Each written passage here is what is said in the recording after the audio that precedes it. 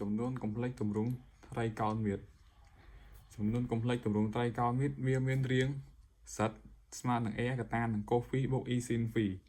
ហើយដើម្បីរកវាបានទី1យើងត្រូវរក air បន្ទាប់មកយើងទាញ air ជាកតាលំហាត់ទី1សរសេរជាទម្រង់ត្រីកោណមាត្រ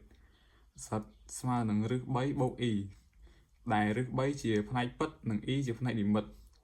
ដើម្បីសរសេរវាចេញយើងត្រូវរក air សិនអញ្ចឹង air វាស្មើរឹស3លើកជាការ៉េបូកនឹង1លើកជាការ៉េអញ្ចឹងវាស្មើរឹស4បញ្ចេញមកបាន2បន្ទាប់មកទាញ2ជាកតាអញ្ចឹងយើងបាន2កតានឹងរឹស3លើ2បូកនឹង e 1លើ2ដើម្បីសរសេរវាជាទម្រង់ត្រីកោណមាត្របានយើងត្រូវឲ្យវាជាប់កូសនិងជាប់ស៊ីនយើងដឹងហើយថាទម្រង់ត្រីកោណមាត្រគឺកូសទៅស៊ីនអញ្ចឹងយើងបានឬ3លើ2នេះយើងសរសេរទៅជាកូសដោយសារតែវាគឺជាផ្នែកពិតហើយ1លើ2នេះសរសេរវាគឺជាស៊ីនដោយសារតែវាជាផ្នែកនិម្មិតដោយសារតែវាជាប់ e អញ្ចឹងយើងនឹងឲ្យថា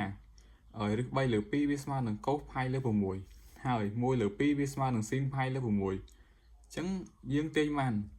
សិតស្មើនឹង2កតានឹងកូស π លើ6បូកនឹង e ស៊ីន π លើ6បើមានចម្ងល់ឆ្ងល់អាចសួរខ្ញុំបាន